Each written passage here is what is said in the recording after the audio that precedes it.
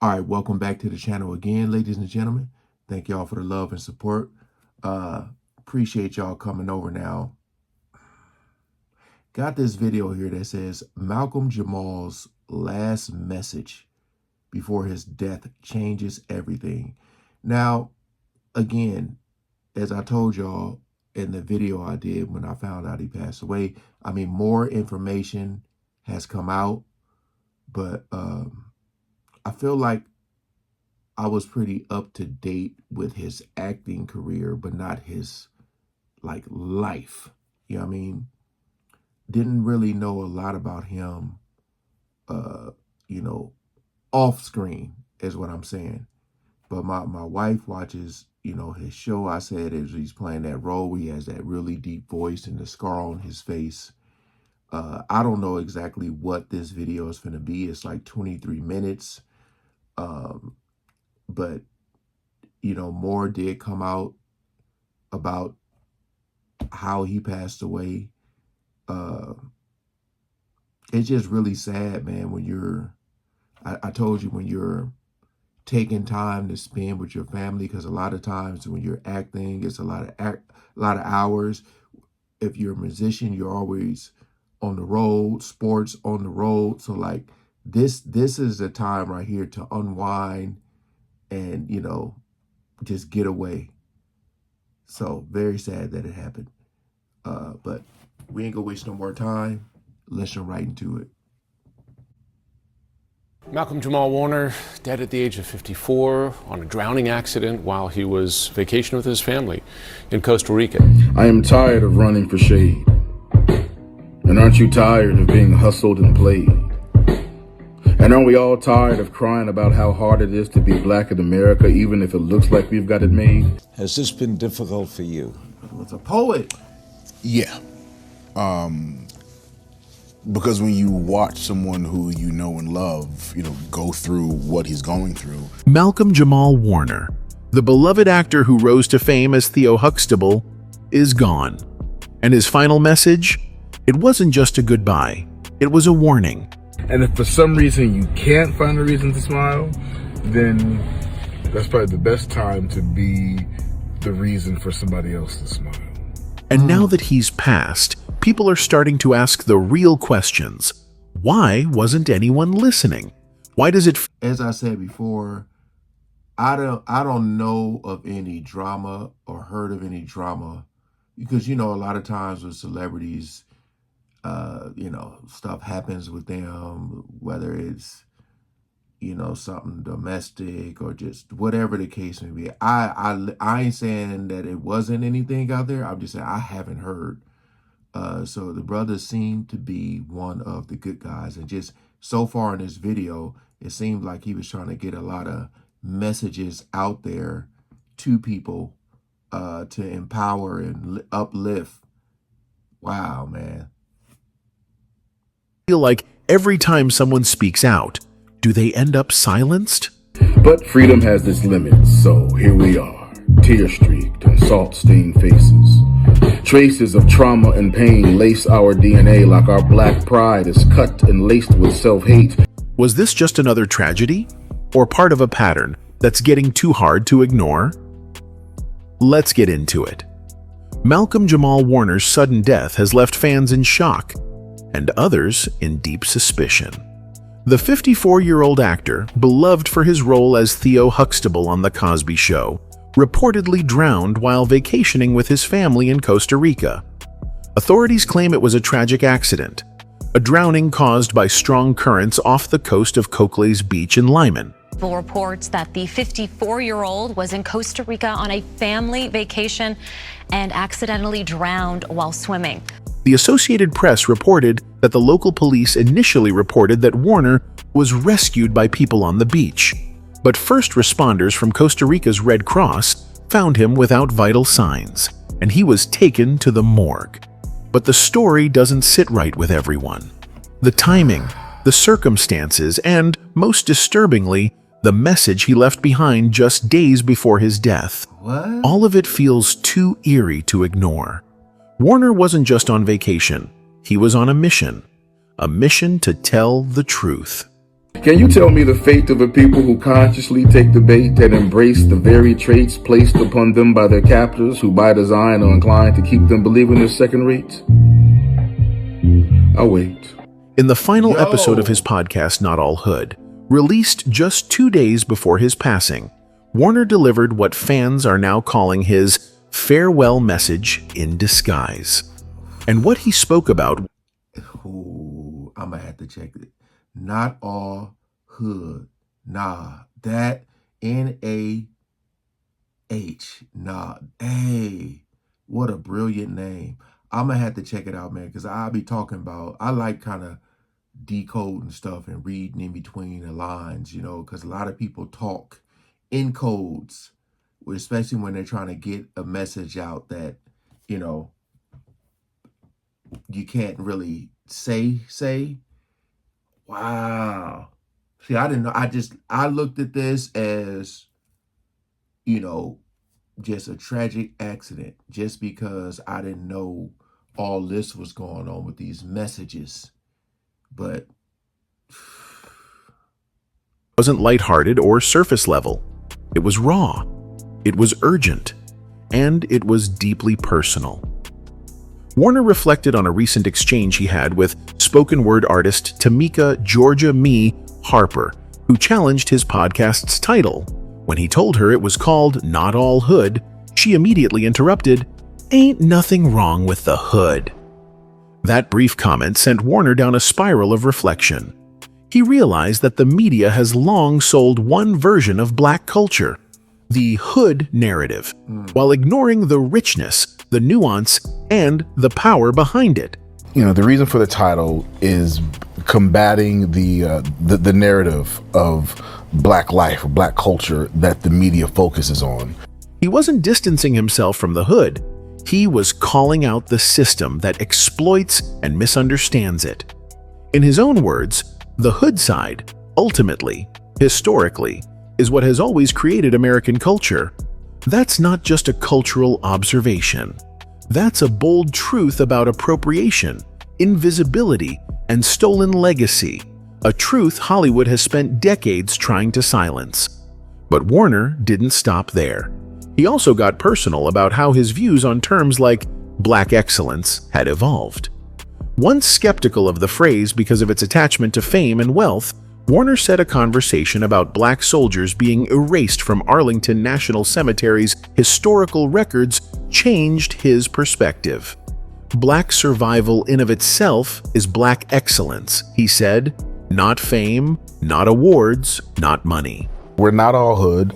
The Black community is not a monolith. There's so many levels and lanes to the Black community, and we wanted to have a space where we could acknowledge, discuss all of those lanes. Just survival. That line hit hard then, and it hits even harder now, knowing how suddenly his own life was cut short. It's almost as if Warner sensed something, as if he knew his time was limited, and he wanted his final message to center the truth of Black endurance, struggle, and resilience. And just like that, within 48 hours of dropping this powerful, vulnerable conversation, he was gone. For a whole generation, Malcolm Jamal Warner was, and in many ways still is, known as Theodore Huxtable, as the friendly, sometimes silly, always likable only son on The Cosby Show. He became a regular presence in millions of homes. His role as Theo, a teen dealing with things like dyslexia, growing up, and the calm advice of his parents, helped shape a lasting image of someone kind, steady, and relatable. This image stuck with him for years, which brings up an important question. Who is the real Malcolm Jamal Warner behind that positive public image? Looking into the controversies and tragedies of his life doesn't reveal scandal or drama caused by him. Instead, it shows a man who has quietly faced serious challenges, from painful personal loss to the heavy legacy of a show now overshadowed by controversy. Through it all, Warner has stayed thoughtful, steady, and true to himself. By exploring how he handled the fallout from the Bill Cosby scandal, how he coped with heartbreak, and how he avoided the downfall that hits many child stars, we see a different side of him. Someone who turned tough experiences into strength and grew into a mature and respected artist. It's difficult not to, not to feel something, have some kind of emotional response to, what this person is going through. The biggest and most difficult controversy in Malcolm Jamal Warner's career wasn't something he caused. It was something he got pulled into because of his connection to Bill Cosby. Warner's response showed just how complicated the situation was. He found himself caught between personal loyalty, public pressure, and the emotional weight of being part of a show that meant so much to American culture. Facts. To really understand his reaction, you need to know how close he was to Cosby. Cosby didn't just work with Warner, he shaped his life. He chose 13-year-old Warner for the role of Theo after a nationwide search. On set, Cosby led by example. Warner often said that despite being a huge star, Cosby never acted like it, and that taught him how to stay grounded. Cosby also gave him creative advice, like avoiding trendy slang so the show wouldn't feel outdated. Years later, Warner said this was true. When he watched the show with his daughter, it still held up. Their bond was a mix of mentorship and fatherly guidance, which made the later scandal even more painful for Warner. My biggest feeling is I feel sad for, just the way this whole, just the way the whole story has come about. When over 50 women came forward accusing Cosby of SA, Warner was pushed into the spotlight. His response wasn't a simple defense. It was careful and emotional. In a 2015 interview, he said, "He's one of my mentors. Just as it's painful to hear any woman talk about SA, whether true or not, it's just as painful to watch my friend and mentor go through this." That one quote shows how torn he was, wanting to respect the victims while also admitting how hard it was to watch someone he looked up to fall. He didn't defend Cosby, but he also didn't turn his back on him. As he put it, "I can't defend him, but I won't throw him under the bus either." Warner also criticized how the media handled the story, calling it a circus and pointing out that not all the accusations were the same. He wasn't trying to excuse Cosby, just asking for a more thoughtful conversation. It was a difficult, painful tightrope walk that... Yeah, man. Cosby picked him out when he was 13 years old. And, I don't know his family dynamics, like with his own parents. But a lot of times when you're on set and, these people become a father figure. Same thing Will Smith said about Uncle Phil.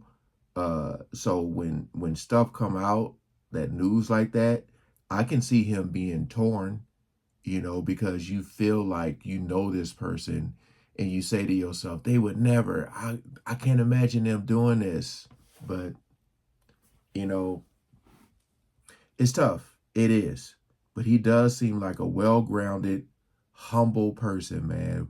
Again, one of the good guys. This is like a tribute video, which is great because it's giving a lot of information that I didn't know. I just wanted to pause and say that.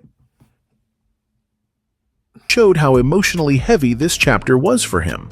A big part of Malcolm Jamal Warner's pain during the Cosby scandal wasn't just about the personal accusations. It was about the damage done to the Cosby Show's legacy. He often said the thing that hurt him most was seeing the show pulled from syndication. For Warner, The Cosby Show wasn't just a job. It was a cultural milestone that gave America a different, more positive view of black families. "We've always had The Cosby Show to hold up against that," he said. "And the fact that we no longer have that's what saddens me the most. In a few generations, the Huxtables will just be a fairy tale." He was also honest about how the show being pulled hurt him personally. He pointed out the double standard, how work by filmmakers like Woody Allen and Roman Polanski was still being shown, That's true. while The Cosby Show was completely erased. He admitted that the financial hit was real, saying, It's literally taking money out of my Oh, pocket. yeah. So, while part of his frustration was about culture and representation, royalties. part of it was practical too, showing that the fallout affected both his beliefs and his livelihood. After having had such a long path and long journey, you have something like this that you've got to contend with. Warner's feelings about the controversy didn't stay the same. They changed over time. At first, he agreed the show's legacy had been tarnished. But then, a conversation with his TV sister, Keshia Knight Pulliam, who played Rudy, shifted his thinking. She reminded him that the show had inspired generations of people, especially young black viewers, to go to college and dream bigger. And that kind of real-world impact couldn't be erased. Warner later said, "Her saying that really shifted my perspective." That moment was a turning point. It helped him move from focusing on what was lost to seeing what the show had already given the world. Instead of letting the scandal define the legacy, he began to argue that its positive impact could still stand on its own. This shift showed Warner's ability to reflect, grow, and hold on to a more hopeful view, one that separates the art and its influence from the mistakes of the man behind it. His emotional journey, from sadness to frustration to reflection and finally resilience, shows a very real, very human way of dealing with something that shook the foundation of his life and career. Perhaps the most surprising thing about Malcolm Jamal Warner's history is the lack of scandal. And that in itself is telling. Yeah. In a world where many child stars fall into public struggles, Warner stands out for doing the exact opposite. His calm, steady life wasn't an accident. It was the result of smart choices and serious discipline. From the day The Cosby Show ended, Warner worked hard to separate himself from the character of Theo Huxtable. He even admitted there was a time he didn't like being called Theo at all. That wasn't just an emotional reaction, it was a professional move. He made it his mission to prove he was more than just a childhood role. Warner explored many paths. He directed TV episodes, including Kenan and Kel, became an accomplished musician and spoken word artist, and won a Grammy for Best Traditional R&B Performance. Wow. He was even nominated for a Grammy for Best Spoken Word Poetry Album. As an actor, he didn't stick to safe or repetitive roles. He co-starred in the comedy Malcolm and Eddie, took dramatic parts in The Resident, Suits, and Major Crimes, and even showed up in the critically praised American Crime Story, The People vs. O.J. Simpson.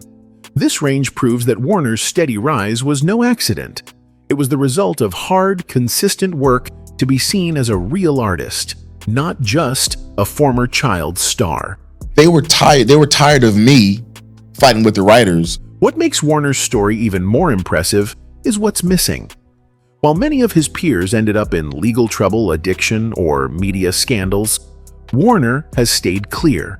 He credits his mother, Pamela, who managed his career and gave him a strong sense of discipline early on. And even back in the 80s, Warner was promoting positive messages long before it was trendy. In his 1988 book, Theo and Me, Growing Up Okay, he gave advice to young fans about staying away from drugs and making good choices.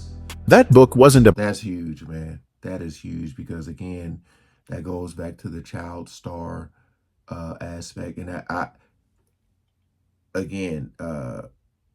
don't think they said anything about his father, but, they're talking about his mother. And I said, before, I always ask with child stars, how close are the parents? Are they on set? Because I feel like they should be, they need to be. You always want to watch your child. And it seemed like his mother had a very, very strong presence in his life, which is huge. Because we know the results when the parents aren't there. We know, we've seen what happens. And then a lot of times, a lot of them are there, but that money be put in their face and they'll just let their child just go. We've seen that. About fame, it was about responsibility. This lack of scandal says a lot. Warner didn't just survive child stardom. He studied what went wrong for others and built a life designed to avoid those same mistakes. His creative growth also tells a powerful story.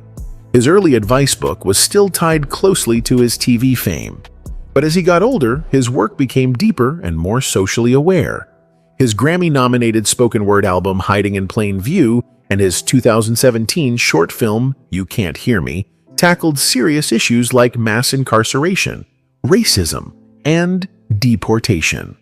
These were not surface-level projects. They were rooted in a political and personal awareness that had been shaped early on by his father, who made him study black leaders like Langston Hughes as a kid. All right. Warner's journey from child star to thoughtful artist is no fluke. It's a clear example of what happens when talent meets purpose, and when someone decides to grow on their own terms, no matter what the spotlight demands. Beyond the professional challenges of the Cosby scandal, some of the most defining moments in Malcolm Jamal Warner's life were personal. Private heartbreaks that quietly shaped how he approached love, fame, and privacy. These weren't public controversies, but deeply emotional experiences that left lasting marks on his life and outlook. One of the most significant tragedies came in his early adulthood: the death of Michelle Thomas, his former girlfriend and Cosby Show co-star, who played Justine, Theo's on-screen love interest. Though their romantic relationship ended in 1994, they remained incredibly close. In 1997, Thomas was diagnosed with a rare and aggressive stomach cancer. When she passed away in December 1998 at just 30 years old, Warner was reportedly by her side. Losing someone so young, someone who had shared both the spotlight and a deep bond with him, was a heartbreaking confrontation with mortality. And he handled it far from the public eye, with quiet grace and deep reflection. It's a loss that likely helped shape his calm, thoughtful, and serious perspective on life and love. As I remind myself that no matter what's going on, there's always a reason to smile. Like if you just take a minute to stop and take stock, I guarantee you can find at least one reason to smile. Years later, Warner found himself in a very different kind of relationship. This time, one that played out under the harsh light of public attention. From 2011 to 2013, he was in a high-profile romance with actress Regina King. I forgot about that. The two had known each other since their teenage fame days in the 80s and even lived together. But their breakup in 2013 came suddenly and became a hot topic in the media. Tabloids reported that Warner had unexpectedly asked King and her son to move out. The story turned even more dramatic when King later suggested in a 2015 interview that he had broken up with her on Valentine's Day, only to send flowers afterward with a note that read, "I still love you." She said she threw the flowers away. That painful, very public breakup was a sharp contrast to the private, quiet grief he had experienced with Michelle Thomas. While the first loss deepened his appreciation for real connection, the second heartbreak seemed to push him toward a firm boundary when it came to sharing his personal life. After the Regina King breakup, Warner became extremely private about his relationships, rarely discussing them in interviews or on social media. Together, these two life experiences taught him powerful lessons: how fragile and precious love can be, and how destructive it can become when turned into public spectacle. Facts. One loss was a private sorrow that strengthened his emotional depth. The other was a public ordeal that reinforced his need to protect his peace. These lessons helped shape the grounded, thoughtful man Warner would ultimately become. Fans are now connecting the dots, and the pattern is becoming impossible to ignore. It seems that every time a black celebrity begins to peel back the layers, begins to speak with honesty, challenge the system, or reclaim the narrative, tragedy strikes. Warner, much like others before him, was stepping. I'll say this, not just black, anybody that starts to, because a lot of people don't like the truth being exposed. A lot of people in the industry, all industries, music, all that, they don't like you going against the grain. If you don't follow suit, if you don't stay in line, you know what I mean? So I ain't saying that this is what happened, but it wouldn't be surprising. Uh, yeah. Hmm. Into a new chapter. He wasn't just reflecting on the past, he was reimagining the future. Through his podcast, he had built a safe space to explore the complexity of Black identity, one that wasn't filtered through Hollywood's glossy, sanitized lens. And that space, as small as it may have seemed, was dangerous to the status quo. And we still think it's dope. Just like the music we're programmed to celebrate. Then there's the Meghan Markle moment. Subtle, but telling. In an earlier podcast appearance on The Touré Show, Warner was asked what it was like working with Markle during their time on Suits. He gave what sounded like a diplomatic answer at first, calling her cool and nice. But when asked if he knew she was Black, his reply took a sharper turn. The great thing is that she knew, he said. At first glance, it seems like a compliment, but the subtext? That's where things get interesting. Warner wasn't praising Markle. He was implying something deeper, that she knew but didn't always show it, that her proximity to whiteness was a choice, and that maybe, just maybe, the Hollywood machine preferred her that way. Warner didn't say it outright. He didn't have to. It was all in the tone, in the pause, in the weight of those words. It was a subtle critique, and one that's now being re-examined through a whole new lens. It was cool. We didn't really have scenes together, so I'd see her, and she was really nice, really cool. My best friend, that's talking about Chris. This is the same industry, after all, that lifted Warner up as a child star in the 1980s, then watched as he quietly built a meaningful career as a director, musician, and advocate, all while keeping him at arm's length. Warner was never part of the headline-hungry, paparazzi-fueled crowd. He worked, he created, he elevated conversations, and yet his death was barely acknowledged by the Hollywood elite. No major memorial specials, no primetime tributes, just a few quiet headlines and a whole lot of silence. For a man who shaped a generation's childhood, that silence is deafening. The more people look back at Warner's final podcast episode, the more it feels like a man who was trying to leave a breadcrumb trail. He was talking about cultural erasure, about how Black soldiers fought for freedoms they never got to enjoy, about how the hood, despite being demonized, was the birthplace of so much American greatness. He was redefining success, not by what you have, but by what you survive. And now he's gone, right when those messages were finally getting traction. It's no longer just a coincidence. Warner's death fits into a long list of tragedies that seem to strike just as truth-tellers reach their peak. Chadwick Boseman passed after quietly battling cancer, while releasing roles that challenged whitewashed narratives. Nipsey Hussle was gunned down after preaching ownership and community investment. Dave Chappelle was nearly canceled for walking away from a corrupt industry and daring to speak his mind. And now, Warner, who had finally found a platform to be unfiltered, is gone.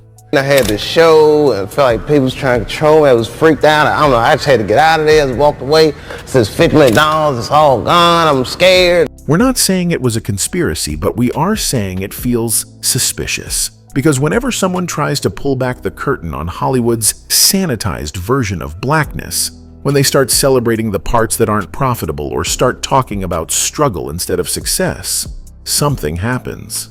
And it usually ends with heartbreak. Malcolm Jamal Warner deserved more than a headline. He deserved more than a footnote in the gossip blogs. He was a man with a message, one that challenged everything we've been told to accept. And now that message is all we have left. It's time we listen to it before someone else disappears. That's it for today. See you in the next video. Wow, man. I feel like this was a great video as far as, showed me a lot, learned a lot. It was a lot I didn't know about him. Wow. Again, man, I had a friend who, when I was, I forgot how old I was. I don't know if I was 16, 17, 18. I don't know. That passed away in the water. I'll just say that. I know it could be very suspicious, you know, especially when they say like he was in the water, he was by himself. Isn't this like people start to say, why did he go out so far?